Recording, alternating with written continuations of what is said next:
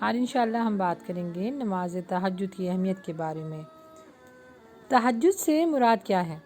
تہجد سے مراد ہے رات کے پچھلے پہر پر اٹھ کر خدا کے حضور جھک جانا اور نوافل ادا کرنا۔ تہجد کی نماز سنت ہے۔ یہ وہ نفل عبادت ہے جو تمام نفلی نمازوں پر بھاری ہے۔ نبی کریم صلی اللہ علیہ وسلم نے ہمیشہ اس کا اہتمام کیا اور صحابہ کو بھی اس کی تلقین کی اور ترغیب دی، کیونکہ اسلام میں کوئی بھی کام بے مقصد نہیں کیا جاتا۔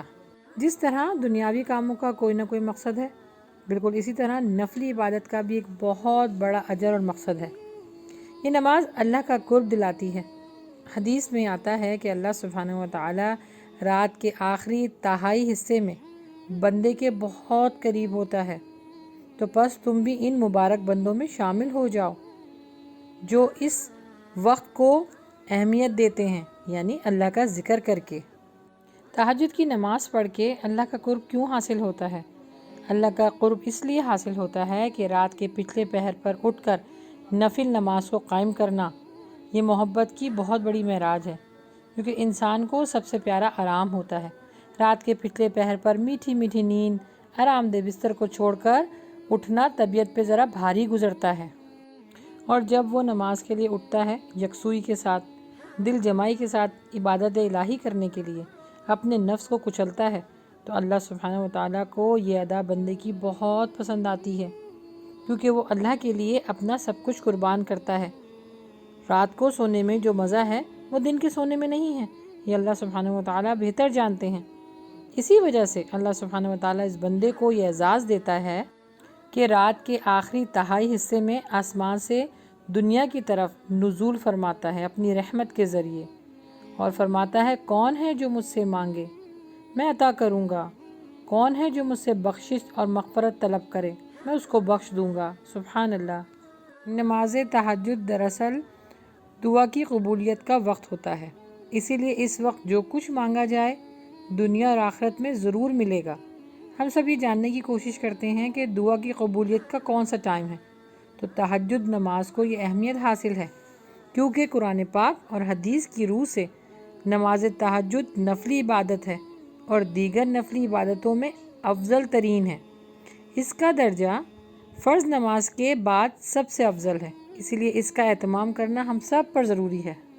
اچھا، اب یہ جانتے ہیں کہ اس کو کیسے پڑھا جاتا ہے۔ نماز تہجد کا افضل وقت رات کا آخری حصہ ہے۔ اس میں کم از کم 2 رکعتیں اور زیادہ سے زیادہ 12 رکعتیں پڑھی جاتی ہیں۔ اگر رات کو اٹھ کر نماز پڑھنے کی ہمت نہ ہو تو عشاء کی نماز کے بعد چند رکعتیں تہجد کی نیت سے پڑھی جا سکتی ہیں، مگر اس میں ثواب کی کمی ہوگی۔ اس نماز کا پڑھنے کا طریقہ اللہ کے نبی سے ثابت ہے، کیونکہ ان کے اوپر فرض تھی اور ہم ان کے اتباع میں پڑھتے ہیں۔ اللہ کے نبی رات کے نصف حصے میں اٹھتے، اللہ کی تسبیح بیان کرتے، مسواک کرتے، پھر بہت اچھی طریقے سے وضو کرتے، پھر نماز تہجد میں مشغول ہو جاتے۔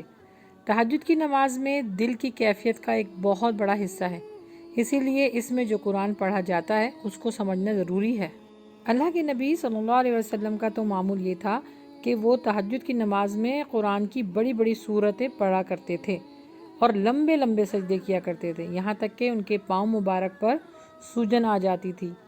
لیکن بیماری، تھکاوٹ اور کمزوری کی صورت میں چھوٹی یا درمیانی صورتیں پڑھی جا سکتی ہیں۔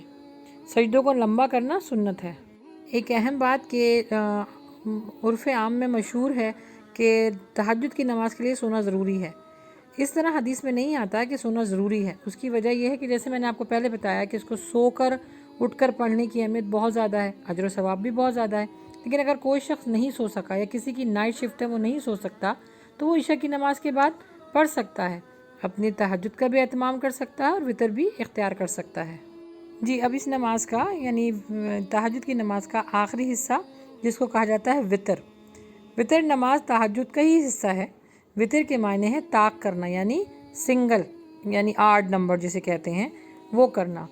تو اللہ کے نبی صلی اللہ علیہ وسلم نے عشاء کی نماز کے بعد وہ 2 رکعتیں پڑھا کرتے تھے، یہاں تک کہ جب صبح صادق ہونے کا جب ڈر ہوتا تھا کہ اب سورج نکل آئے گا، تو اس کے سے پہلے اپنی نماز تہجد کو طاق کر دیا کرتے تھے۔ یعنی طاق کیسے؟ 1، 3، 5 یا 7 وتر پڑھ کے اس کو طاق کر دیا کرتے تھے۔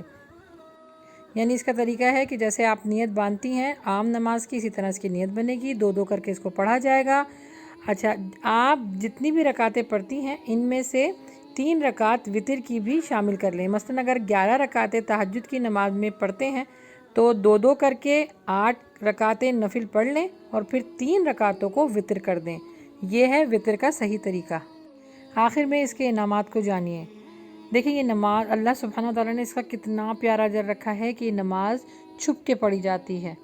اللہ سبحانہ وتعالیٰ نے اس کا چھپا کے ہی اجر دینا ہے، اور جو اجر اللہ نے دینا ہے وہ اللہ ہی کو معلوم ہے، اور جو اللہ کو معلوم ہے وہ خاص ہی ہوگا، وہ عام نہیں ہوگا انشاءاللہ۔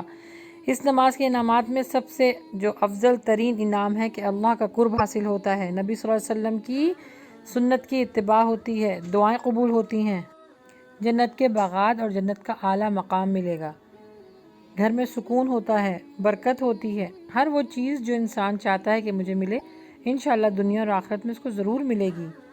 تہجد کے اہتمام کرنے والوں کو اللہ سبحانہ وتعالیٰ نے خاص رتبہ دیا ہے۔